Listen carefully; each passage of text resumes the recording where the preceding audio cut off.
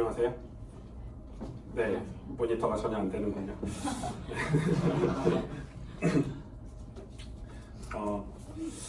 사실 이 모임은 뭐 여러분 다 알다시피 우리 김정은 집사님 사무실에서 저희가 회의하는 곳에서 한 달에 한 번씩, 저는 이제 한 달에 한 번씩 오고 있고, 모여서 우리가 그냥 성경을 지금 제가 시편을 이렇게 묵상을 같이 하고 있는 그런 모임입니다.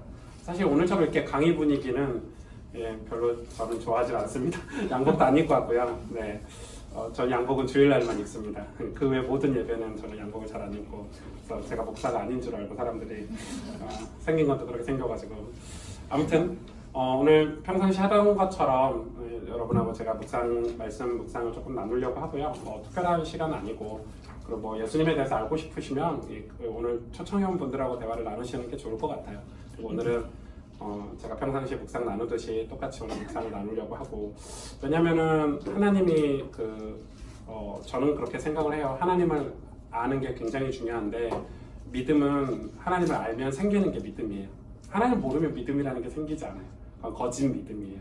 그러니까 이제 나는 하나님에 대해서 많이 알고 있어, 이렇게 되면 하나님이 어떤 분인지 많이 알면 생기는 게 이제 자동스러운 믿음이고요. 하나님을 그럼 알기 위해서는 성경을 많이 그럼 보셔야 돼요. 그래서 성경을 통해서 하나님 당신을 우리에게 보여주시고, 나는 이런 존재야, 나는 하나님이란 존재는 이런 존재야 라고 설명해 주시고 우리에게 유일하게 알려주신 게 성경이거든요. 그래서 성경을 통해서 하나님을 알면 믿음이라는 거는 생겨요. 믿음은 허황된 게 아니고, 저희 와이프에 대한 믿음은 알면 알수록 요즘 놀랍게 많이 생기고 있거든요.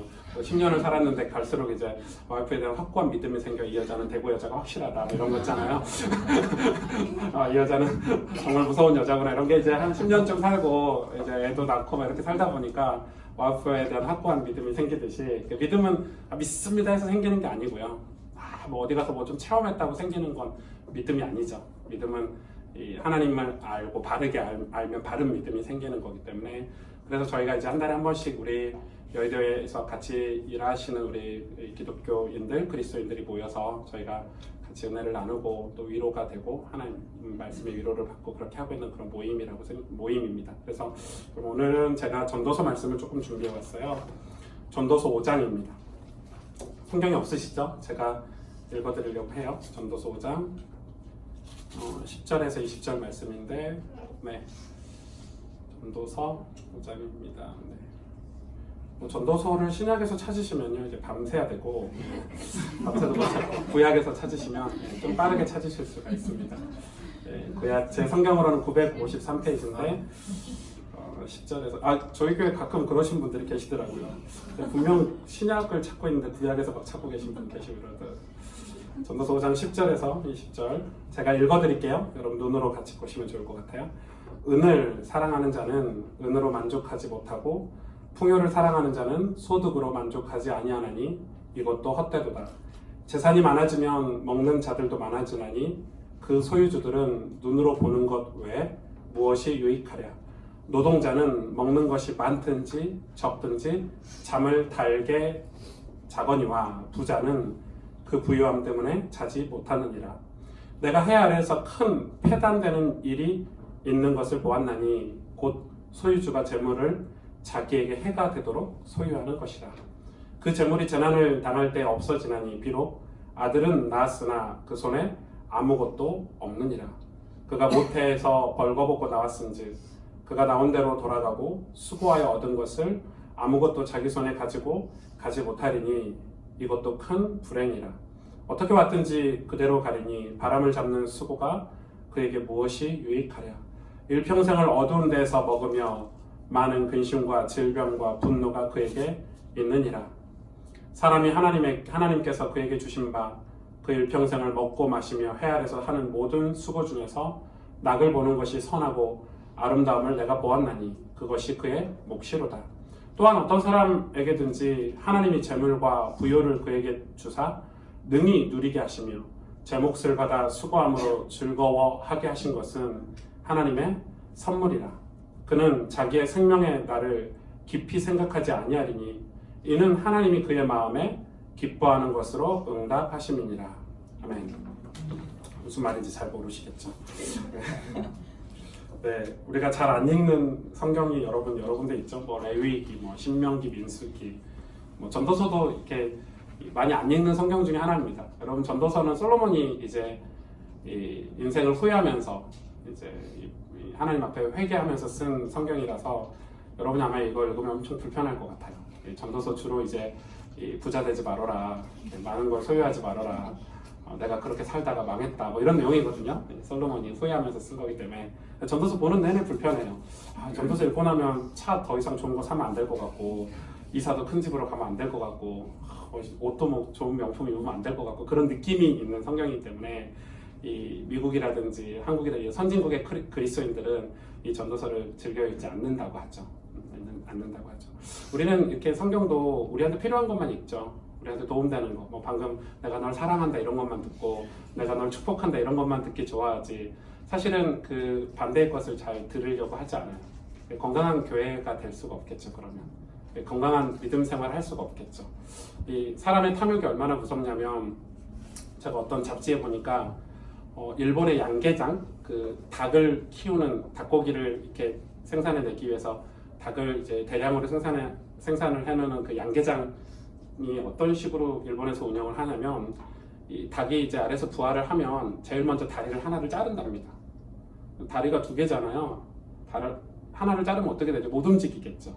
그런 닭을 이 밀폐된 공간에 이제 이렇게 집어넣고 이 닭한테 고칼슘 주사를 계속 놓는대요. 그러면 닭이 못 움직이니까, 먹기도 하지만 고칼슘 주사를 계속 놓으니까 비대해지겠죠. 금방 성장하겠죠. 그래서 이제 뭐 양질의 그런 우리가 먹는 뭐 이렇게 닭가슴살 이런 것들을 아주 많은 양으로 이렇게 생산을 해낼 수 있다고 합니다. 얼마나 비참해요. 근데 이제 그거를 제가 어떤 글을 봤냐면, 일본 사람이 쓴 잡지의 글이에요. 이제 일본에 왜 이렇게 우울증 환자가 많고, 길 가다가 사람을 죽이는 것도 많고, 정신 문제도 많고, 이런, 그 사람이 이제 진단한 거죠. 그 사람이, 일본 사람이 자기 나라 사람을 진단했는데 이런 것 때문이 아닐까라고 이제 해놓은 예화예요. 그 양계장 얘기를 한 거예요. 이 닭이 얼마나 많은 스트레스를 받고 컸겠냐. 스트레스 덩어리를 우리가 먹고 살기 때문에 그게 부메랑처럼 인간의 그런 탐욕과 인간의 그 뭐라고 해야 되죠? 그 욕심들이 우리에게 부메랑처럼 돌아오는 거다. 뭐 이런 글을 썼더라고요. 우와, 제가 하면서 읽었어요. 근데 이제 우화가 아니라 이 닭다리 하나 자른 게 너무 잔인하잖아요, 인간이. 근데 너무 놀라운 거 아세요? 한국 양계장이 그런 일본의 것을 수입하고 있다는, 그 닭을 키우는 왜냐면 되게 빠른 속도로 고칼슘 주사를 계속 놔가지고 좀 비참하죠. 근데 사람은 그렇게 살면 누군가는 이익을 많이 얻겠죠. 누군가는 이익을 많이 얻겠고 더 많은 부를 소유할 수 있겠죠. 그러나 그게 이제 부메랑처럼 우리에게 다시 돌아와서 인간의 삶을 피폐하게 만든다는 사실은 생각하지 못하는 거죠. 왜냐하면 당장 눈앞에 보이는 이익, 당장 눈앞에 보이는 어떤 인간의 탐욕을 채우기 위한 그거면 된다고 생각을 하니까 그 다음 걸 생각하지 않죠. 뭐 환경도 그렇고 우리가 살아가는 삶의 어떤 이 규범들도 그런 식으로 다 파괴가 되죠. 사실 많이 파괴가 되고, 오늘 그 전도서 이 말씀 여러분 집에 가서 시간 나시면 이렇게 읽어보시면 되게 좋을 것 같은데, 제가 이렇게 평상시처럼 이렇게 성경을 하나하나 설명을 못하겠어 지금 강의하는 분위기고 저를 잘 쳐다보고 계셔가지고, 네. 뭐라고 얘기하고 있냐면, 이 5장 뭐 성경 있으시면 5장 3절에 보니까 뭐라고 얘기하고 있냐면요, 이 걱정이 많으면 꿈이 생기고, 꿈이 걱정이 많아서 생기는 거래요. 말이 많으면 우매한 자의 소리가 나타나느니라, 이렇게 얘기하고 있죠. 그 17절 보세요. 7절, 꿈이 많으면 헛된 일이 많아지고 말이 많아도 그러하니 오직 너는 하나님을 경외할지니라, 이렇게 얘기하고 있어요. 꿈이 많으면 여러분 헛된 일이 많아진대요. 뭐 말도 안 되는 소리죠. 우리는 꿈 꿔라, 비전을 가져라, 뭐 미래의 소망을 가져라, 이렇게 얘기를 하는데, 이 전도서의 솔로몬은 꿈을 꾸지 말라고 얘기하고 있어요. 그러니까 우리는 꿈을 꾸고 열심히 살고 있잖아요. 꿈을 꾸지 말라는 거죠. 여러분, 되게 유명한 기업가인데 세계적으로 이제 자수성가해서 수천억대 재산을 가진 어떤 이 회장이 부부싸움을 한 거예요. 이 와이프가 이야기한 거예요. 당신은 돈 엄청 많이 벌었는데 당신 아이 학교에 픽업 한번 가본 적이 있냐면서. 미국의 이제 자수성가한 기업가인데 미국은 아이들 픽업을 반드시 가야 되잖아요. 한국처럼 뭐 이렇게 버스 타고 오고 이런 문화가 아니라서. 그러니까 이제 막 그것 때문에 싸운 거예요. 이 자수성가가 이 와이프하고 막 싸우고 생각해 보니까 자기 아이의 픽업을 한 번도 간 적이 없는 거죠. 그날은 마음을 먹고 진짜 바쁜데 시간을 내서 아이의 학교에 픽업을 갔어요. 그런데 아이가 끝내 나타나지 않았어요. 왜냐? 초등학교에 간 거야. 아이는 중학생인데. 좀 슬픈 일이죠. 그 사람이 그 모든 재산을 기부하고 가족과 함께 이제 보내면서 새로운 삶을 살기 시작하면서 책을 썼더라고요. 되게 좋은 책이에요. 그 책에 그런 내용을 쓴 거예요. 자기가 너무 충격이 됐대. 초등학교에 가가지고 초등학생인 줄 안 거지 자기 아이가. 얼마나 바쁘게 살았으면, 얼마나 분주하게 살았으면 자기 아이가 중학생이 된 줄도 모르고 미들스쿨이 된 줄도 모르고 초등학교에 가서 기다리고 있었던 거예요. 그러니까 이제 제가 이제 뭐 그런 책을 보니까 오늘 이 전도서의 말씀이 이해가 되는 거예요. 여러분 솔로몬은 아버지 다윗의 영향으로 인해서 막대한 부를 축적을 했죠. 하나님이 솔로몬에게 처음 지혜를 줬을 때 솔로몬이 뭐라고 지혜를 구했냐면 여러분 너무 잘 아시죠? 하나님 저에게 지혜를 주세요 이렇게 구하지 않았어요. 하나님 제가 이 나라 이 백성들을 잘 다스릴 수 있는 지혜를 달라고 구했어요. 지혜의 목적이 있었어요. 근데 그 지혜를 이 백성들을 잘 다스리는 지혜를 달라고 한 이유가 있어요. 왜냐하면 솔로몬은 사실은 그 집안의 그 정통으로 봤을 때는 사생아예요. 사생아죠. 이 남의 여자를 범해가지고 생긴 아들이니까. 그리고 원래 그 형제들 다윗의 원래 정통 형제들이 솔로몬 엄청 미워했겠잖아요. 그리고 그 당시의 왕권은 지금 대통령하고 좀 다르게 상권이 분립되어 있는 상황이 아니기 때문에 이 왕에게 이 법관의 그 역할도 같이 했었어요. 그러니까 이 백성들을 다스리는데 판결을 하는 법적인 최수장의 역할을 그 당시에 왕은 같이 했던 거예요. 그러니까 이제 솔로몬이 이제 뭐 아무 명분도 없이 왕이 된 거예요. 왕이 됐는데 자기가 형제들에게나 이 북이스라엘, 남이스라엘에게 인정을 받아야 되는데 많은 부족 국가니까 부족 국가에게 인정을 받아야 되는데 솔로몬이 너무 두려운 거죠. 자기는 배경도 없죠. 힘도 없죠. 자기를 지지해주는 그런 이 부족들도 없죠. 그리고 이제 원래 이제 이 다윗은 이 남이스라엘의 지지를 받았고 남유다의 지지를 받았고 원래 이 다윗 전에 있었던 왕 사울은 북이스라엘의 지지를 받았어요. 정치적으로. 근데 그러니까 이제 북이스라엘에서 명분이 생긴 거예요. 다윗 네가 하필이면 그 어디서 데리고 온 첩의 자식을 이 왕으로 세울 수 있냐 이런 상황인 거죠. 그때 솔로몬이 하나님께 일천번제를 드리면서 이건 헌금 얘기가 아닌데 많은 목사님이 이 내용을 가지고 헌금 얘기로 푸시더라고요. 아무튼 일천번제를 드리면서 진짜 간절히 기도했어요. 그 말은 일천번제를 드리면서 하나님께 기도했던 말은 하나님이 솔로몬에게 임하지 않으셨다는 말이에요. 하나님이 솔로몬과의 관계가 없던 상태에서 하나님께 기도를 한 거죠. 기도의 끝은 뭐였냐면 하나님 제가 이 이스라엘 백성들을 잘 다스릴 수 있는 지혜를 달라고 기도한 거예요. 그래서 지혜를 주셨죠. 너의 기도 제목이 너무 마음에 들어 하고 하나님이 지혜를 주셔서 첫 판결이 뭐였죠? 이 두 여자가 아이를 하나 데리고 와서 여러분 너무 잘 아시죠? 아이를 데리고 와서 서로 자기 아이라고 했던 거. 그 당시는 지금은 뭐 DNA 검사하면 딱 나오고 이럴 때인데 지금 얼마나 쉬워요. 그 당시는 뭐 그 DNA 검사가 어디 있고 뭐 그런 게 어디 있겠어요. 그러니까 이게 엄청 어려운 판결이었는데 솔로몬이 반절로 잘라라 해가지고 역대급 그 판결을 내렸죠.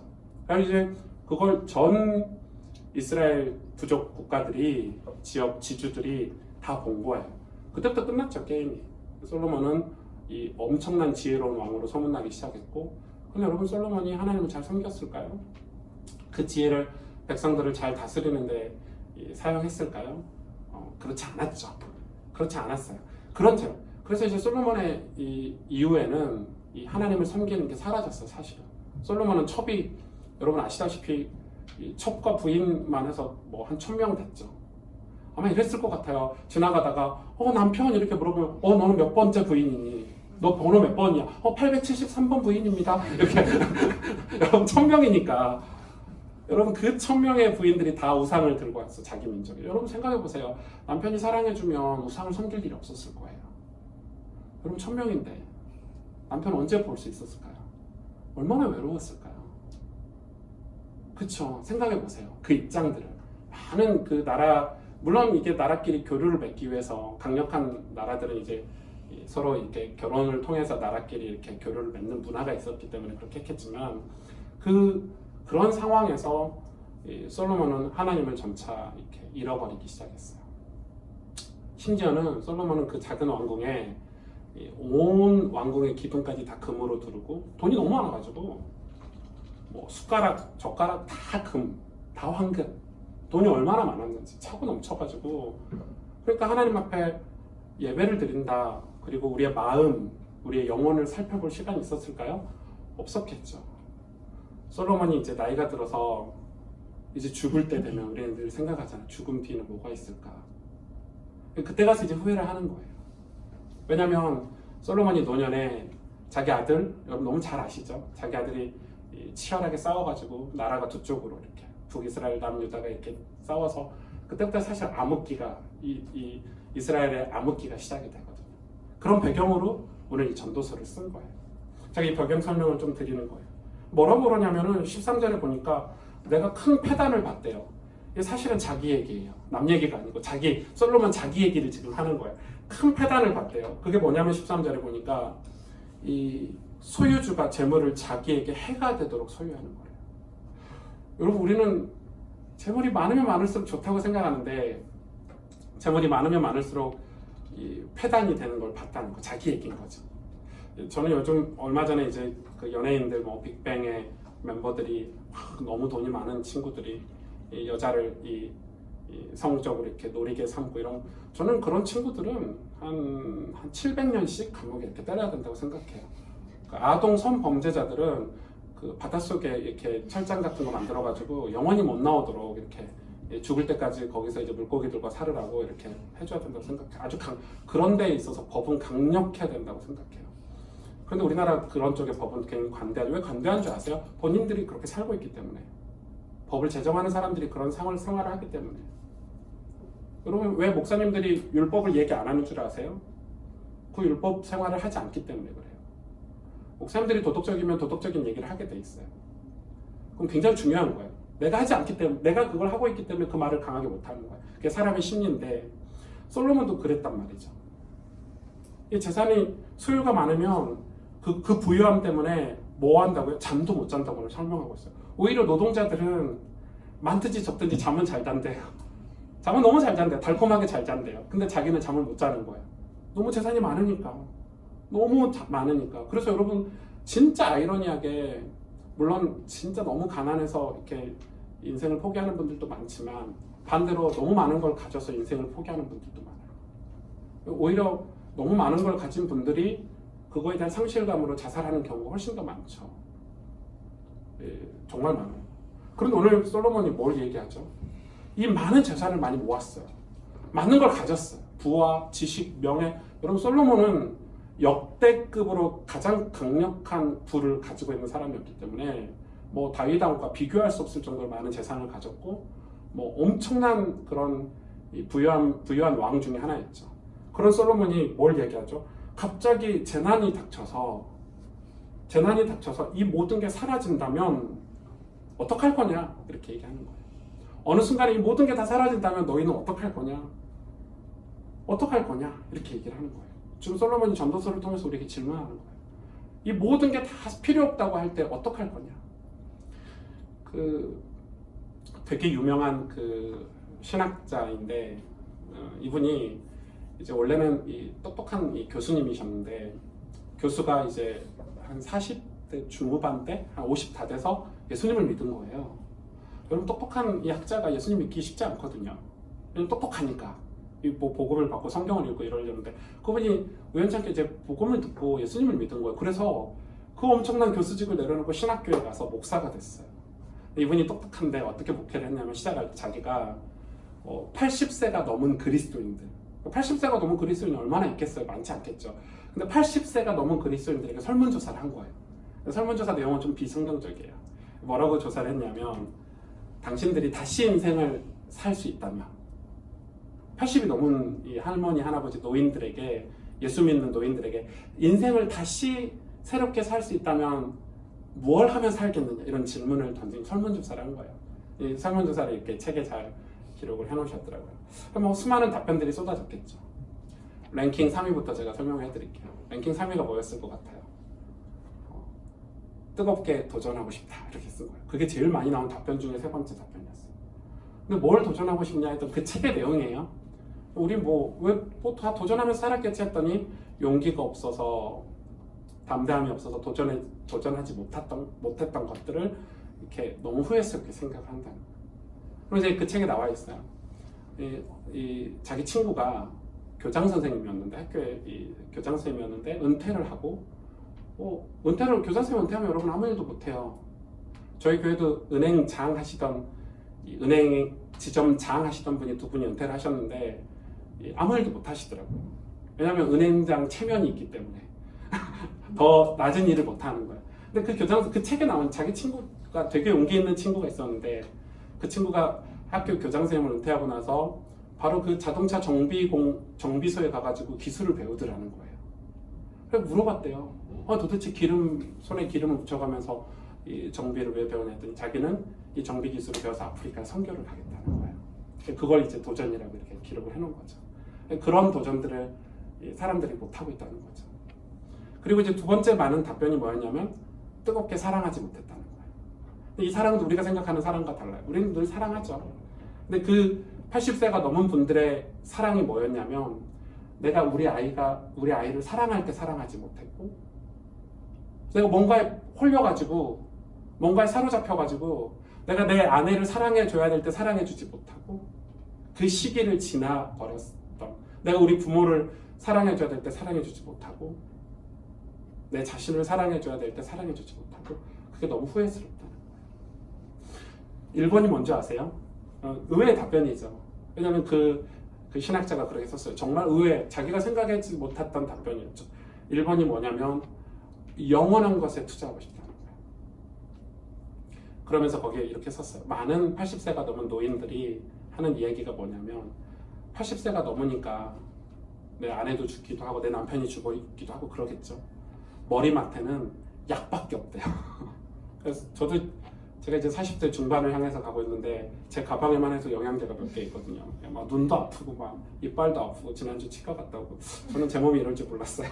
저같이 운동 좋아하고 건강하고 나는 저런 거 안 먹을 거 했는데 저는 영양제를 지금 3개씩 챙겨 먹고 있고 그런데 80세가 넘고 나니까 머리맡에는 수많은 약봉투들밖에 없고 내가 무엇을 위해서 인생을 살았을까? 그런 후회함들이 밀려온대요.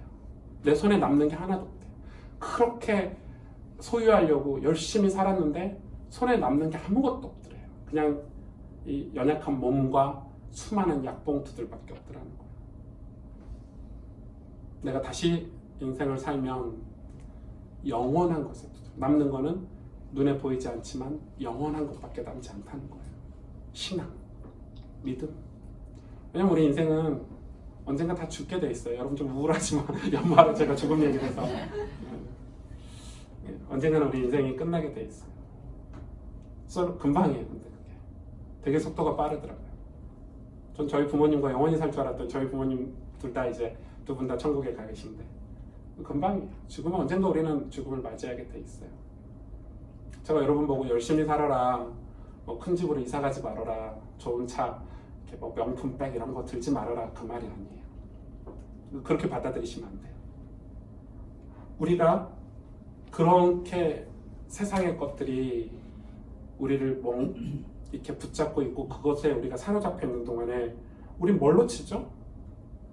그것들은 우리를 어떻게 만드냐면 조급하게 만들어요. 조급함은 걱정을 만들어내고 두려움을 만들어내요. 조급함은 야 당장 해야 돼, 빨리 해야 돼, 지금 당장 이거 해야 돼. 우리 이렇게 이야기하죠. 사람들은 막 그러잖아요. 야 지금 당장 해야 돼, 빨리 이거부터 해야 돼. 근데 그 조급함은 걱정을 만들어내고 두려움을 만들어내요. 그 두려움은 우리 영혼을 병들게 해요. 우리 마음과 정신을 마비시켜요. 스탑시켜요. 그리고 뭘 놓치게 하냐면요, 진짜 미안해요. 그것들은 다 사라지는 것들이에요. 다 신문에 나오는 것들, 언론사에 나오는 것들이잖아요. 우리가 막 당장 해야 돼, 빨리 해야 돼 이런 것들은 다 신문에 나오고 언론들에 나오는 것들이에요. 그것들이 우리의 영혼을 병들게 해서 우리의 정신과 마음을 마비시키는데 영원히 남는 것을 잊어버리게 만들어요. 저는 그게 오늘 솔로몬이 진짜 중요한 얘기를 했어요. 가족들과 함께 식사하는 거. 와, 저는 이 전도서 읽으면서 놀랐어요. 그 말은 솔로몬이 가족들과 식사 한 번도 제대로 못했다는 거예요. 얼마나 바쁘게 살았겠어요. 그 많은 나라들을 관리하느라고, 그 많은 재산을 뺏기지 않으려고 얼마나 근심과 두려움 속에서 살았겠어요. 그리고 솔로몬이 또 뭐라고 얘기하냐면 전도서 나중에 하반부에 가면 가난하고 병든 자들을 돌보지 못해요. 제일 중요한 거는 자기의 영혼, 자기의 마음의 상태가 어떤지를 모르고 사는 거예요. 하나님은 그래서 솔로몬 이야기하죠. 가장 큰 저주는 하나님의 무관심이다. 그렇게 살았는데 하나님 내비두셨다는 거야, 자기를. 자기가 그렇게 살았는데 아버지 다윗처럼 언약을 지키지 않고 예배하지 않고 하나님 말씀에 순종해서 이 그리스도인이 살아야 될 그리스도인의 삶을, 아름다운 삶을 추구하지 않고 그렇게 세상을 추구하고 살았는데 하나님 그걸 내비두셨다는 거예요. 그게 가장 두려운 저주였다는 거예요. 오늘 이 전도서의 그 내용을 이야기하고 있는 거예요. 여러분, 그래서 우리가 미래를 걱정하지 않고 두려워하지 않고 조급하지 않고 살 수 있는 이 오늘의 삶을 살 수 있는, 저는 이 그리스도인의 삶에 대해서 고민이 많아요. 우리는 구원이 관심이고 막 구원받고 이런 게 관심이잖아요. 사실 구원은 우리가 할 수 있는 일이 아니에요. 여러분, 영원히 구원받는 건 우리 인간의 몫이 아니고 하나님의 선택이에요. 하나님이 하셔야 되는 일이에요. 그래서 내가 이 사람을 구원하겠다 했을 때는 뭐 다리를 부러서라도 구원하세요. 그건 구원은 인간이 할 수 있는 노력은 아니라고 생각해요. 그러나 우리가 다 예수님 믿으니까 예수님 믿고 나서의 관심은 예수님 믿는 사람의 삶이라고 저는 생각해요. 예수 믿는 사람이 어떤 삶을 살 수 있느냐가 우리의 관심사잖아요, 솔직히 말해서. 그런데 우리는 예수님을 믿었는데도 불신자와 거의 예수님 안 믿는 사람과 거의 다를 바 없이 사는 거예요.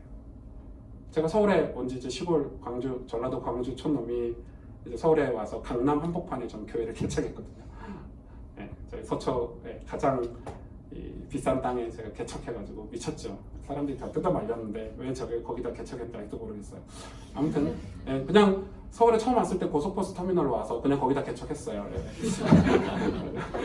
왔는데 벌써 5년을 지나왔죠. 제가 그 시골에 살 때는, 광주 사시는 분은 좀 죄송하지만 시골 같더라고요. 이제 시골이라고 느껴져요. 왜 서울 사람들이 지방의 모든 지방을 다 시골이라고 하는지 이제 좀 느껴지는데, 이 광주에서 이제 부목사 생활할 때는 그걸 잘 못 느꼈었어요. 서울에 와서 보니까 제가 속도를 따라가기 힘들더라고요. 저도 처음에는 빨리 막 교회 부흥해야 돼. 빨리빨리 성장해야 돼. 야, 빨리빨리 뭘 해야 돼. 이렇게 저도 한 2, 3년은 그렇게 보냈던 것 같아요. 근데 그렇게 보내다 보니까 뭘 놓치죠? 내 주변에 내 아내와 내 아이와 내 부모님의 마음을 헤아리는 게 점차 줄어들더라고요. 그리고 성경이 얘기하고 있는 가난한 자들, 병든 자들을 돌아볼 여유가 사라지더라고요. 나중에 성공해서, 나중에 잘 되면 그때 가서 돌아봐야지. 근데 그때는 안 와요. 탐욕이 얼마나 무서운 줄 아세요? 그때 그런 기회를 주지 않아요. 나중에는 우리끼리 비교하면서 살잖아요. 쟤 집 몇 평에 살아. 쟤는 차 못 타고 살아. 여러분, 목사의 세계가, 저희 업계가 좀 그래요.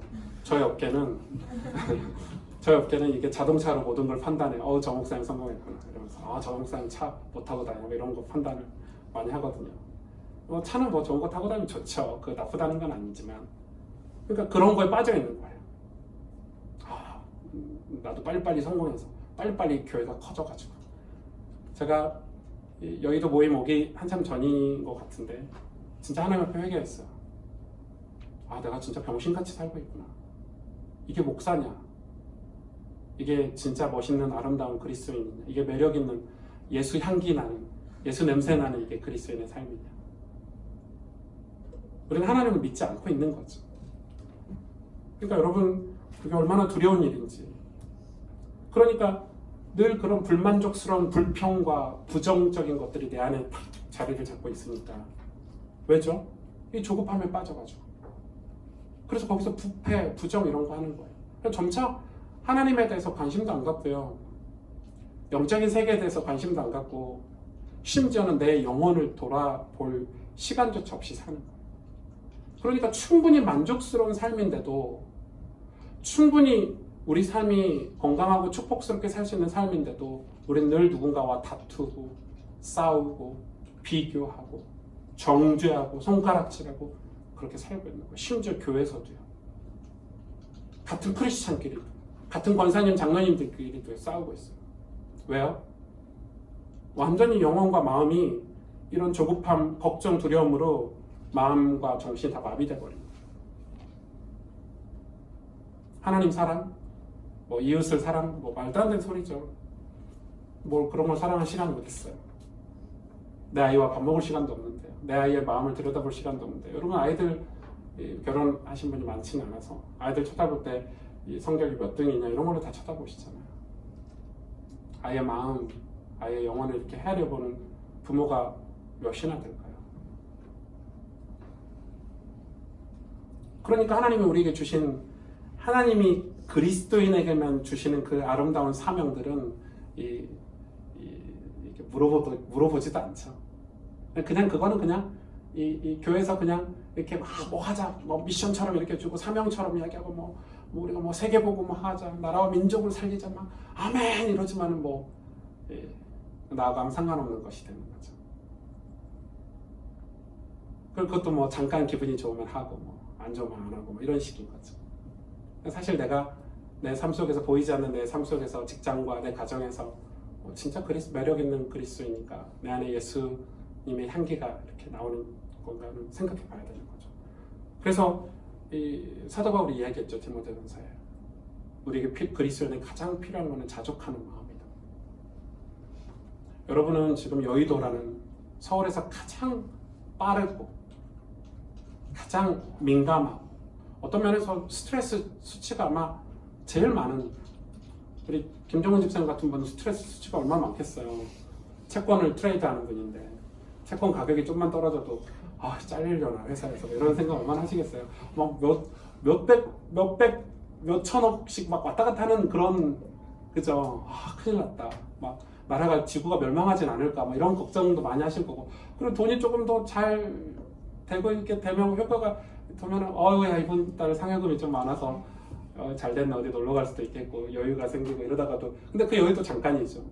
이건 경제라는 것은 계속 오르락내리락 하는 게 경제이기 때문에 이런 스트레스가 많은 이 여의도에 사시는 여러분이, 저는 이 하나님 말씀을 묵상하는 삶을 살았으면 좋겠어요. 제가 이걸 이야기하고 이제 마치려고 하는데, 묵상은 방법이 아니에요. 모든 인간은 묵상하게 돼 있어요. 자동이에요. 묵상이라는 거는 자동이에요. 묵상해야지가 아니라 묵상하고 있어요. 여러분은 이미. 그래, 여러분이 만약에 뭐 오늘 밤 누구하고 데이트를 한다고, 이렇게 사랑하는 사람과 데이트한다고 약속이 잡혀 있으면 가슴이 쿵쾅쿵쾅 뛰죠. 왜냐면 이미 그게 묵상이 된 거예요. 그쵸? 누가 죽이고 싶어요.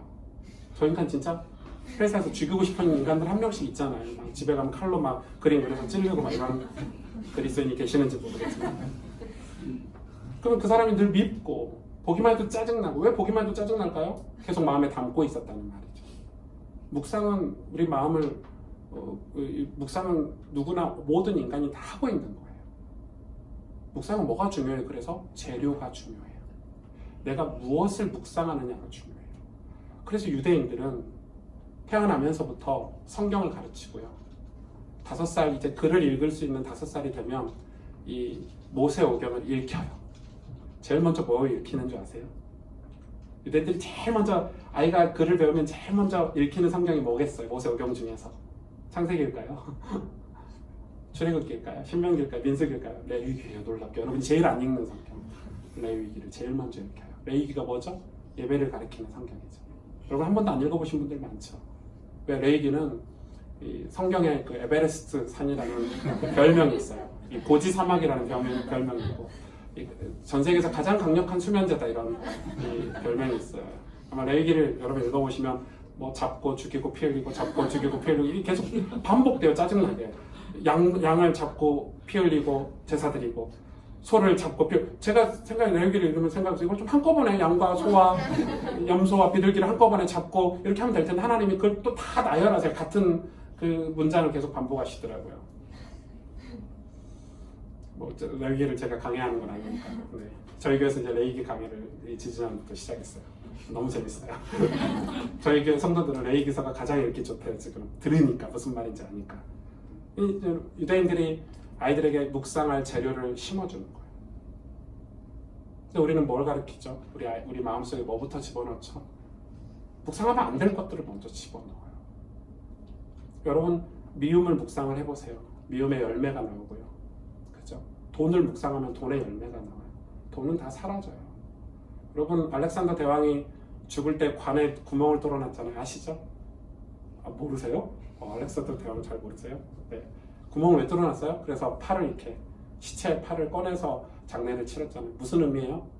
그 넓은 땅을 정복한 알렉산더 대왕이 빈손으로 가는구나.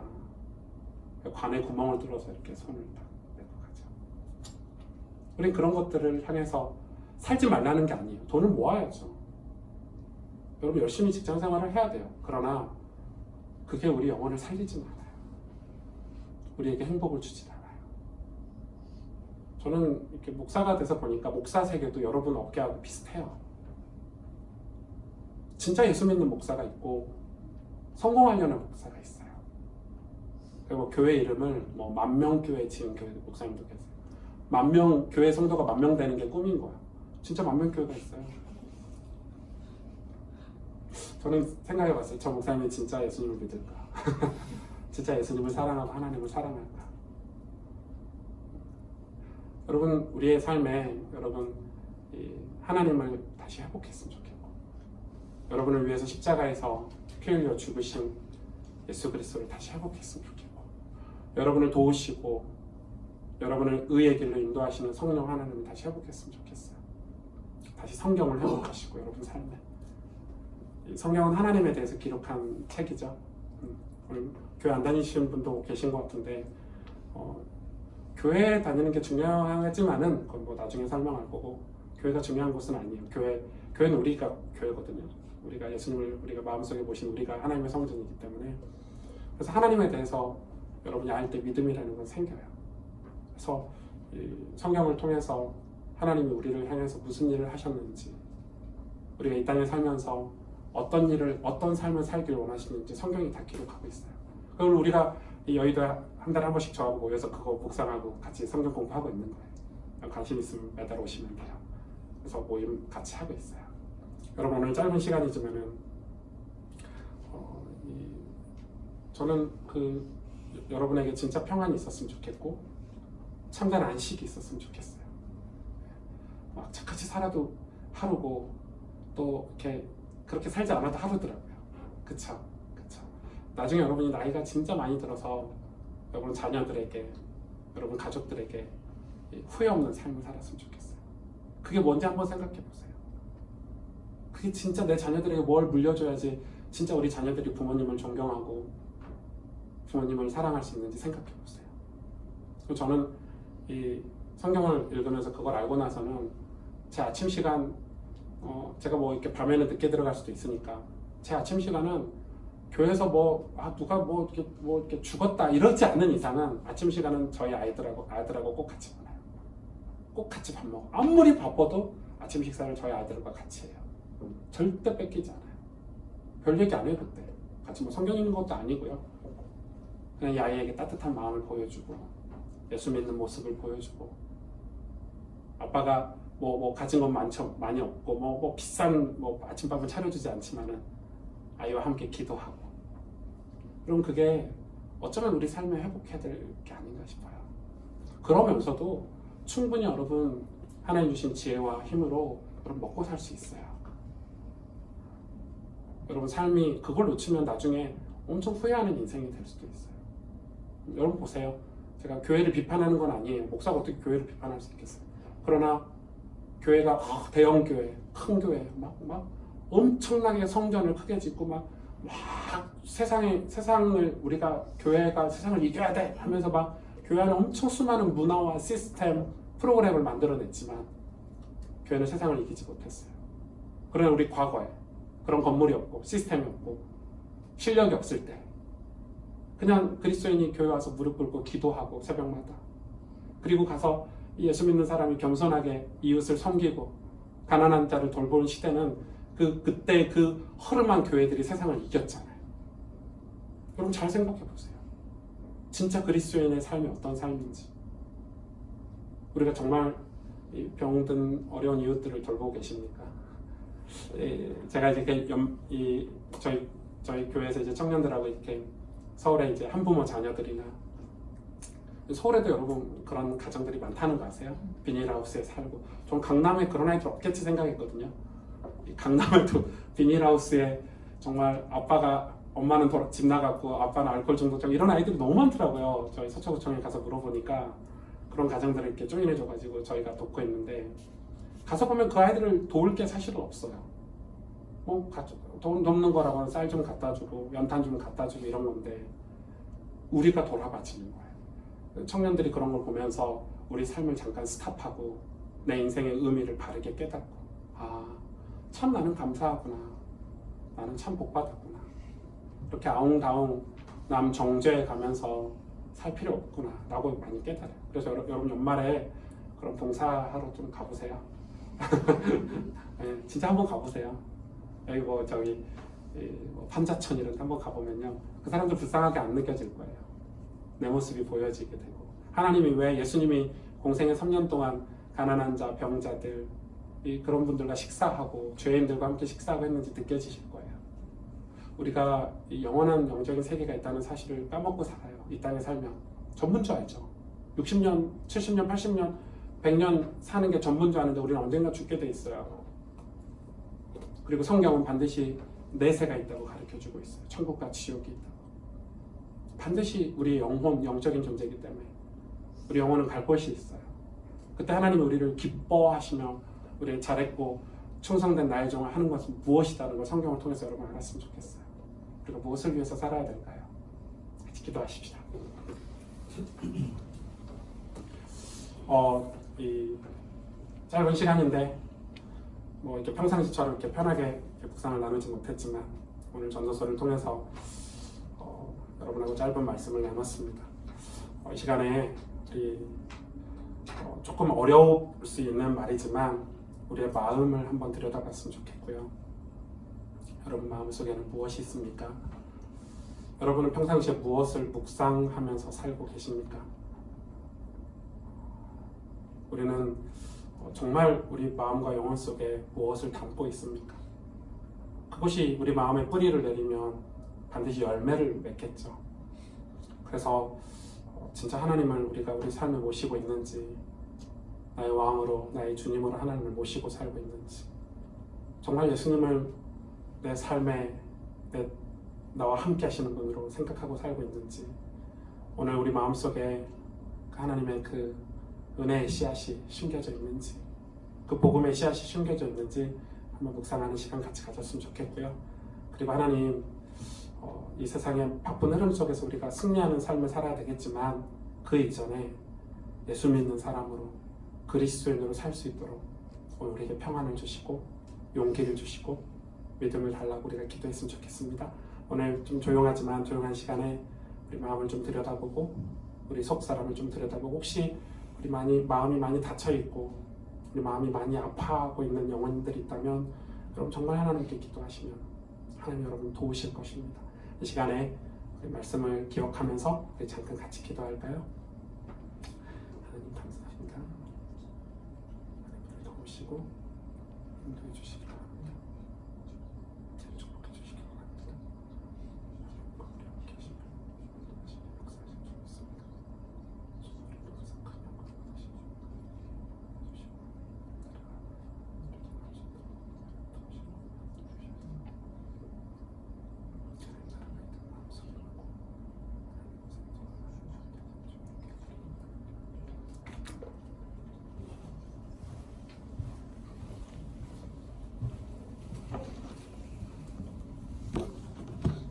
아.